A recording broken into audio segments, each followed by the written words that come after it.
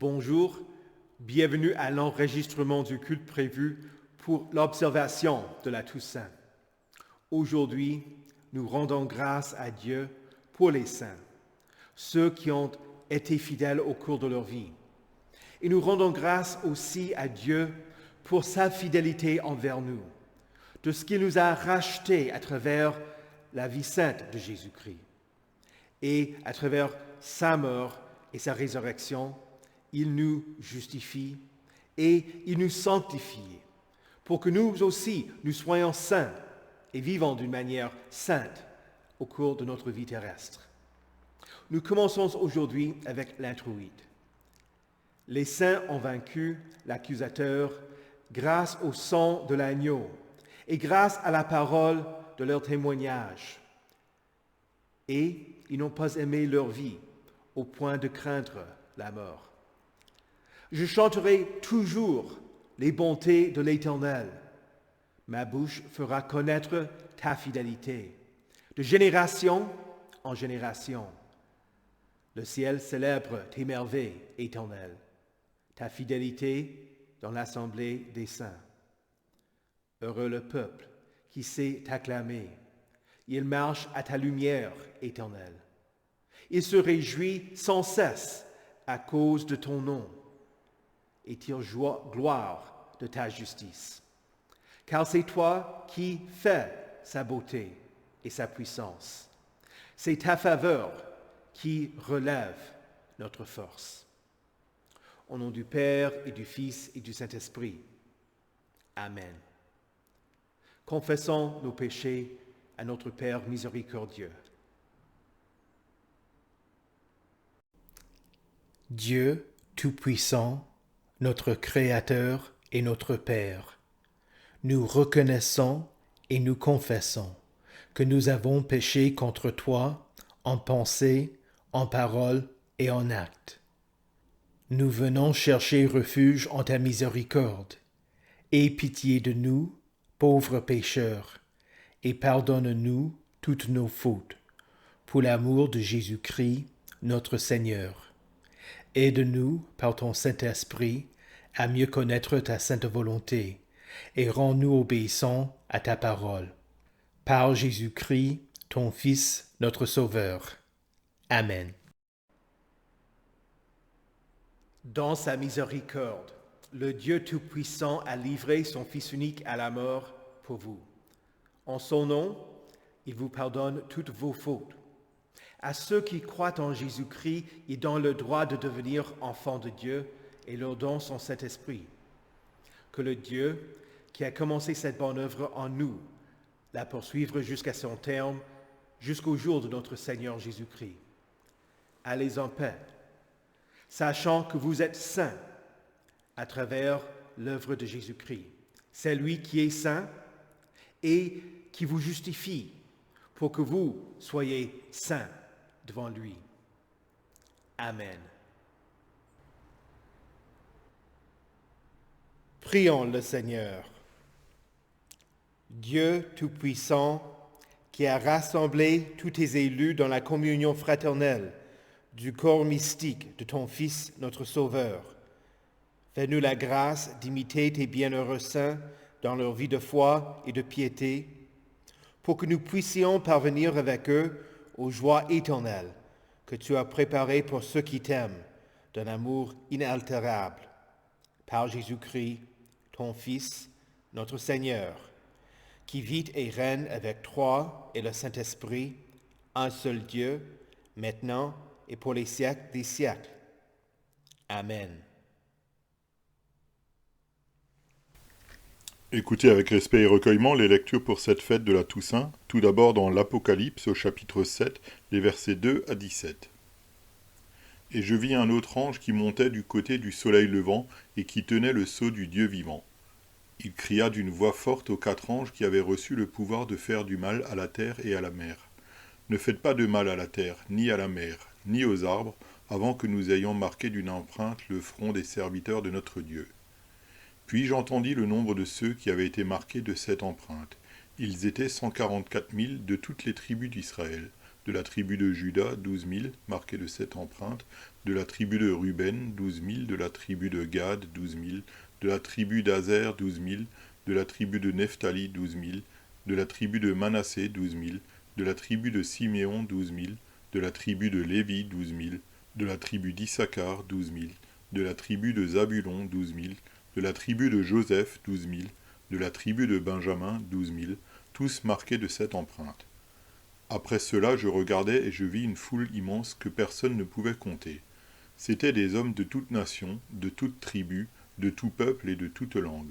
Ils se tenaient debout devant le trône et devant l'agneau, habillés de robes blanches, des feuilles de palmier à la main, et ils criaient d'une voix forte, « Le salut est à notre Dieu qui est assis sur le trône et à l'agneau. » Tous les anges qui se tenaient autour du trône, des anciens et des 4 êtres vivants, se prosternèrent, le visage contre terre, devant le trône, et ils adorèrent Dieu en disant « Amen, la louange, la gloire, la sagesse, la reconnaissance, l'honneur, la puissance et la force sont à notre Dieu, au siècle des siècles. Amen. » L'un des anciens prit la parole et me dit « Ceux qui sont habillés d'une robe blanche, qui sont-ils, et d'où sont-ils venus ?» Je lui répondis « Mon Seigneur, tu le sais. » Il me dit alors, ce sont ceux qui viennent de la grande tribulation. Ils ont lavé leurs robes, ils l'ont blanchi dans le sang de l'agneau.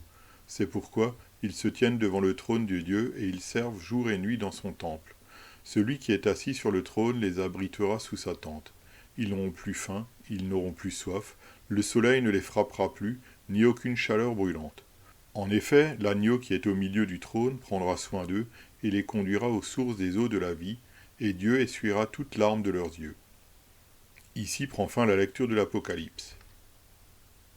Écoutez également l'épître dans 1 Jean au chapitre 3, les versets 1 à 3. Voyez quel amour le Père nous a témoigné pour que nous soyons appelés enfants de Dieu. Et nous le sommes. Si le monde ne vous connaît pas, c'est qu'il ne l'a pas connu, lui.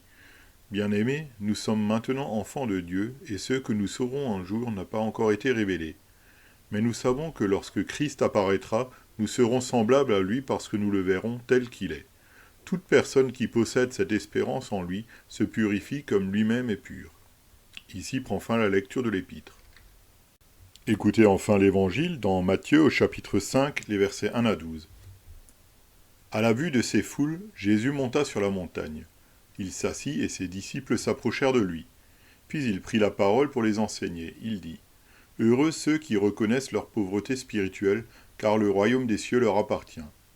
Heureux ceux qui pleurent, car ils seront consolés. Heureux ceux qui sont doux, car ils hériteront la terre. Heureux ceux qui ont faim et soif de la justice, car ils seront rassasiés. Heureux ceux qui font preuve de bonté, car on aura de la bonté pour eux. Heureux ceux qui ont le cœur pur, car ils verront Dieu. Heureux ceux qui procurent la paix, car ils seront appelés fils de Dieu. Heureux ceux qui sont persécutés pour la justice, car le royaume des cieux leur appartient.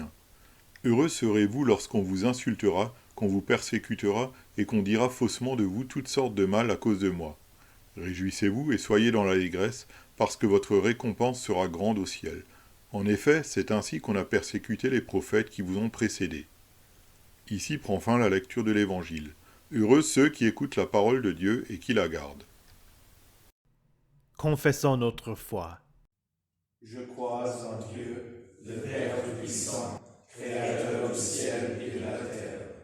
Je crois en Jésus-Christ, son Fils unique, notre Seigneur, qui a été conçu du Saint-Esprit et qui est né de la Vierge Marie. Il a souffert sous Ponce Pilate, il est crucifié, il est mort, il a été enseveli. Il est descendu aux enfers. Le 3e jour, il est ressuscité des morts. Il est monté au ciel. Il siège à la droite de Dieu, le Père Tout-Puissant, et il viendra de là pour juger les vivants et les morts. Je crois au Saint-Esprit, la Sainte Église universelle, la communion des saints, la rémission des péchés, la résurrection de la chair et la vie éternelle. Amen. Pour tous les saints qui t'ont donné la vie, témoins, martyrs, entrés dans tes paris, nos cœurs, Jésus, chantent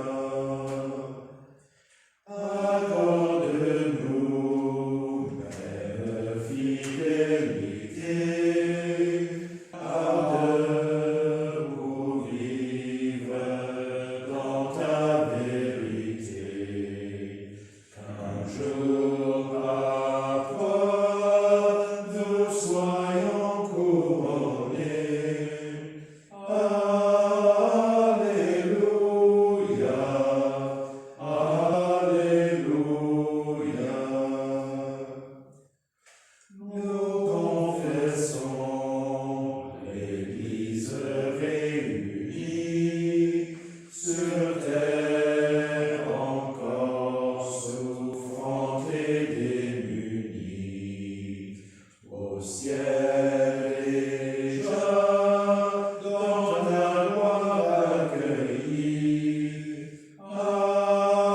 Alléluia, Alléluia.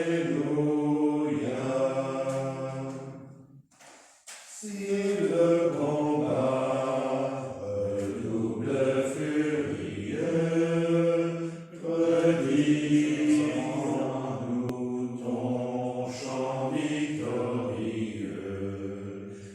Ainsi nos bras seront plus courageux. Alléluia,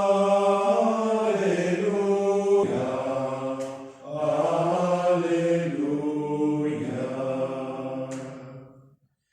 À l'Occident, le soleil s'est voilé. À tes enfants, repos sera donné. Au plus haut cieux, dans la joie et la paix.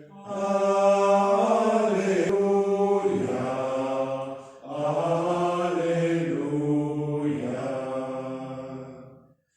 Voici bientôt que lui d'un nouveau jour, le roi arrive, il règne pour toujours. Tous ils se lèvent, acclamant son amour. Alléluia, Alléluia. Ce peuple immense revient de très loin pour prendre place autour du grand festin. Chantez au Père, au Fils, à l'Esprit Saint. Alléluia, Alléluia. Prions. Seigneur Jésus, quand tu as demandé aux 12 s'ils voulaient t'abandonner, Simon-Pierre t'a répondu, « Seigneur, à qui irions-nous? Tu as les paroles de la vie éternelle. » Seigneur, ouvre nos oreilles pour que nous recevions ce que tu nous offres, ta parole, ton esprit et la vie éternelle. Amen. Saint de Dieu, précieuse et bien-aimée, que la grâce et la paix vous soient données de la part de Dieu, notre Père, et de notre Seigneur et Sauveur, Jésus-Christ. Amen. Si vous utilisez notre recueil, Célébrer l'Éternel, vous y trouverez une série de commémorations de plusieurs saints importants de l'ère du Nouveau Testament. Mais la liste n'est pas exhaustive. On n'a inclus ni les saints de l'Ancien Testament, ni les martyrs, ni les pères de l'Église. Vous pouvez consulter d'autres calendriers ecclésiastiques pour savoir quel jour l'Église rend gloire à Dieu à leur sujet. Mais la Toussaint est une opportunité de rendre grâce à Dieu pour deux choses: le don de la vie éternelle et les saints ordinaires. Cette année, dans notre paroisse, notre sœur Charlotte est entrée dans le repos du Seigneur. Elle était connue de peu de monde, mais sa mort est précieuse aux yeux de Dieu. Souvent, il est difficile de penser à ceux que nous connaissons comme étant des saints, parce que nous sommes trop proches. Nous avons vu leurs faiblesses, leurs lacunes, leurs péchés. L'un des objectifs de la Toussaint, c'est de nous aider à les voir, pas du point de vue du monde, mais comment Dieu les voit. Souvent, j'ai entendu des gens prendre la broderie au point de croix pour l'illustrer. Si vous voyez le verso d'une telle œuvre, l'image n'est pas claire. Il y a des nœuds, la direction des points n'est pas toujours la même, mais vu de face, vous voyez l'image. Tous les défauts sont cachés. Dieu veut que nous apprenions à nous voir et à voir d'autres selon sa perspective, à travers la croix de Christ. C'est ainsi que nous pouvons nous voir et voir d'autres comme étant saints, c'est-à-dire mis à part pour Dieu. Je ne me vois pas comme étant un saint, parce que je sais ce que j'ai fait, parce que je vois au moins une partie du bien que je n'ai pas fait et que j'aurais dû faire. Je pense que je vous connais assez bien, vous qui me connaissez, pour constater au moins quelques-uns de vos défauts aussi. Pourtant, je n'hésite pas à vous appeler saint. Pourquoi? Parce que nous marchons par la foi et non par la vue. Je crois à la communion des saints, fait partie de notre confession de foi. Votre statut en tant que saint ne vient pas de vous, mais de Jésus. Il est juste, tout en déclarant juste celui qui a la foi en lui. Jésus vous justifie. Il vous déclare innocent. Il vous couvre de sa justice, pour que vous apparaissiez devant Dieu sans défaut, sans tache, ni ride, ni rien de semblable, mais saints et irréprochables. La Bible parle de la justice comme étant un vêtement que Dieu vous fournit. Dans la prophétie d'Ésaïe, nous lisons « Je me réjouirai en l'Éternel. Tout mon être tressaillira d'allégresse à cause de mon Dieu, car il m'a habillé avec les vêtements du salut. Il m'a couvert du manteau de la justice. » Dieu vous le donne à travers votre baptême. C'est la raison pour laquelle un enfant porte un vêtement blanc quand il est baptisé. C'est la confession selon laquelle Jésus prend sur lui-même la nature pécheresse et tous les péchés commis par le baptisé. Paul écrit aux Galates, « Vous tous qui avez été baptisés en Christ, vous vous êtes revêtus de Christ. » De même, il encourage les Romains à porter la justice de Christ chaque jour, à vivre comme la nouvelle créature en Christ que l'on est. Revêtez-vous du Seigneur Jésus-Christ et ne vous préoccupez pas de votre nature propre pour satisfaire ses convoitises. L'aboutissement d'avoir été revêtu en Christ, c'est l'image que nous avons dans le livre de l'Apocalypse au chapitre 7. Les saints portant des robes blanches. L'un des anciens dit à Jean, « Ceux qui sont habillés d'une robe blanche, qui sont-ils et d'où sont-ils venus ?» Jean lui répond, « Mon Seigneur, tu le sais. » Et l'ancien lui dit, « Ce sont ceux qui viennent de la grande tribulation. Ils ont lavé leurs robes, ils l'ont blanchi dans le sang de l'agneau. » La sainteté que nous voyons chez nos frères et sœurs en Christ n'est qu'une étincelle de la sainteté de Christ, qui devient visible à travers son peuple. Une glorification dont nous deviendrons témoins quand nous entrerons dans notre repos éternel. Et voilà la fin de la sainteté, la vie éternelle. Elle ne commence pas au moment de la mort. Souvent, nous disons que les gens passent de la vie à la mort. Mais Jésus parle autrement. Il dit, « Celui qui écoute ma parole et qui croit à celui qui m'a envoyé a la vie éternelle. Il ne vient pas en jugement, mais il est passé de la mort à la vie. » Pensez-y, il est passé de la mort à la vie. Jésus donne une nouvelle vie, la vie qui n'a pas de fin. C'est pourquoi nous disons que les saints sont vivants.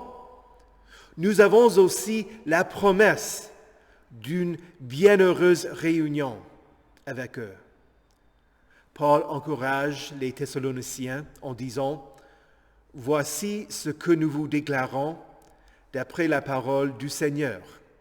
Nous, les vivants, restés pour le retour du Seigneur, nous ne dévancerons pas ceux qui sont morts. En effet, le Seigneur lui-même a un signal donné, à la voix d'un archange et au son de la trompette de Dieu, descendra du ciel. Et ceux qui sont morts en Christ ressusciteront d'abord.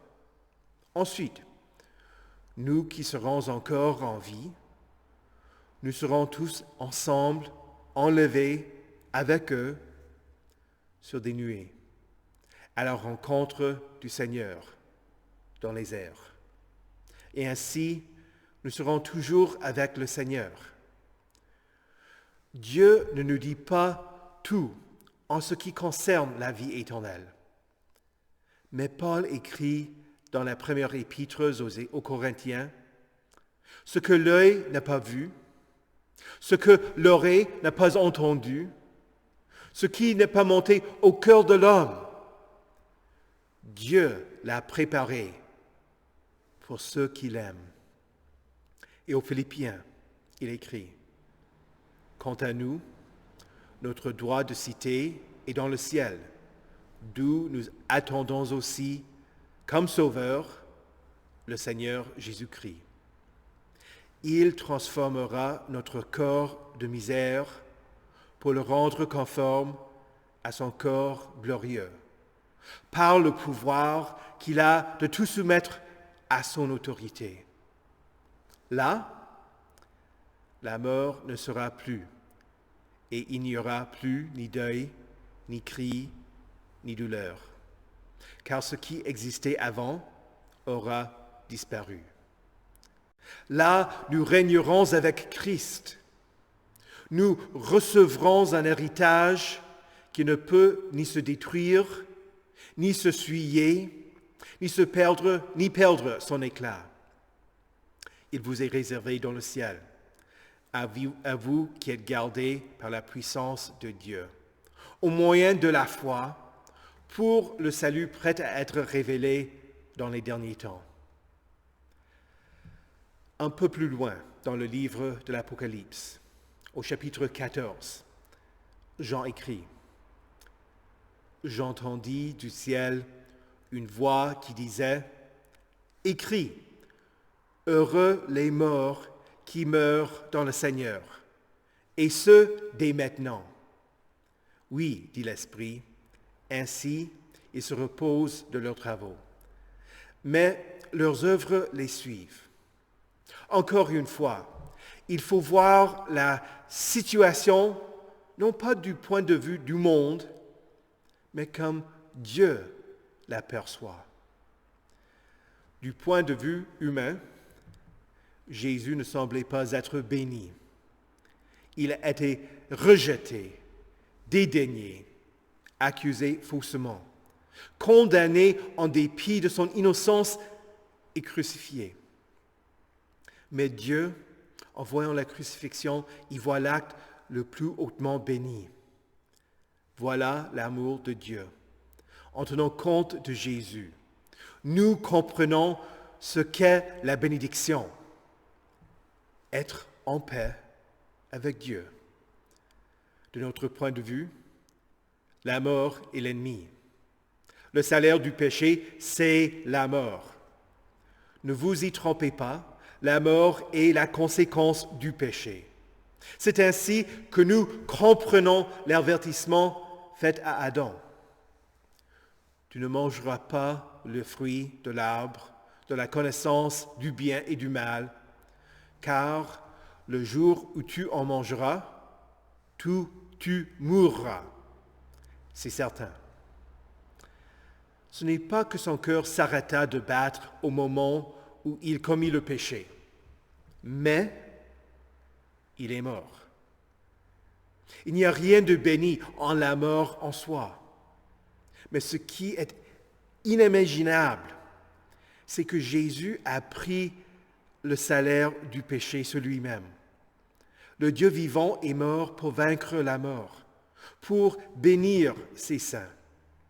Elle a du prix aux yeux de l'Éternel, la mort de ses fidèles.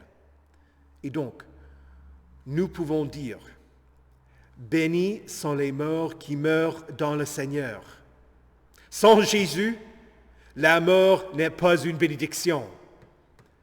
Mais Jésus a marché dans la vallée de l'ombre de la mort et en est sorti. Et il conduit son troupeau, ses saints, à travers elle. C'est pourquoi les saints peuvent dire « Je ne crains aucun mal, car tu es avec moi. » Jésus prend notre ennemi et en fait source de bénédiction, parce qu'à travers la mort, nous entrons dans notre repos. Bénis sont les morts qui meurent dans le Seigneur, et ce, dès maintenant. Déjà, vous avez le gage de votre héritage, le Saint-Esprit. La mort a été vaincue. Et de la même manière que le sépulcre ne pouvait retenir Christ, la mort ne pourra vous lier. Les saints, ils attendent le jour de la résurrection. Ils se reposent de leurs travaux, mais leurs œuvres les suivent. Ce n'est pas que leurs œuvres soient oubliées, mais elles ne précèdent pas les saints non plus. Ce n'est pas à travers les œuvres qu'on a accès au repos, mais comme la traîne de la robe suit la mariée, nos actes nous suivent. Tout ce que Dieu accomplit à travers ses saints, tout le fruit qu'ils ont porté, tout le bien que Jésus a réalisé à travers eux, tout morceau de pain offert à celui qui a faim, tout verre d'eau offert à la personne qui a soif, tout geste de miséricorde, de bonté et de bienveillance, toute confession de la foi chrétienne, un prochain. Rien n'est oublié, rien n'est perdu.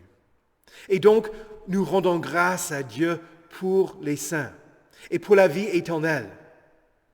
Et nous attendons le jour où nous entrerons dans le repos que Dieu a préparé pour ceux qu'il aime. Au nom de Jésus, Amen. Que la paix de Dieu, qui surpasse toute intelligence, garde vos cœurs et vos esprits en Jésus-Christ pour la vie éternelle. Amen. Prions pour toute l'Église de Dieu en Jésus-Christ, ceux qui ont été rachetés et sanctifiés par l'œuvre de Dieu. Prions aussi pour ceux qui ne connaissent pas le Seigneur et ne mettent pas leur confiance en lui. Ô Dieu, Père, Fils et Saint-Esprit, nous te louons et te glorifions pour l'Église triomphante, tes saints et martyrs, ceux qui t'ont servi avec fidélité au cours de leur vie terrestre, qui ont été pour nous un exemple à imiter, qui ont persévéré en dépit des épreuves, qui mettaient leur confiance en toi et qui se reposent maintenant de leur travail. En particulier, nous te rendons grâce pour notre chère sœur Charlotte, que tu as appelée à son repos éternel cette année. Nous te rendons grâce aussi pour l'Église militante, les saints vivants qui luttent contre le diable, le monde et la nature pécheresse, nos frères et sœurs en Christ qui nous accompagnent, qui portent ta sainte parole dans ce monde et qui rendent témoignage de l'espérance qui est la nôtre en Jésus-Christ. C'est lui qui est saint et qui nous sanctifie. Seigneur, dans ta miséricorde, écoute notre prière. Ô Éternel, elle a du prix à tes yeux, la mort de tes fidèles. Nous faisons appel à toi pour ceux qui sont dans le deuil. Tu nous dis que nous ne devons pas être dans la tristesse comme les autres qui n'ont pas d'espérance. Réconforte, console et encourage-nous à travers ta sainte parole, pour que nous gardions présente dans notre cœur la promesse d'une réunion bienheureuse dans ton royaume qui n'aura pas de fin. Seigneur, dans ta miséricorde, écoute notre prière. Éternel, aie pitié de ceux qui sont malades, ceux qui souffrent, ceux qui sont isolés, ceux qui sont déprimés, ceux qui sont persécutés et ceux qui reconnaissent leurs péchés. Viens leur en aide et envoie ton Église les aimer avec l'assurance que Jésus donne quand il dit « Toutes les fois que vous avez fait cela à l'un de ces plus petits de mes frères, c'est à moi que vous l'avez fait. » Seigneur, dans ta miséricorde, écoute notre prière. Dieu de paix, Jésus dit, heureux ceux qui procurent la paix, car ils seront appelés fils de Dieu.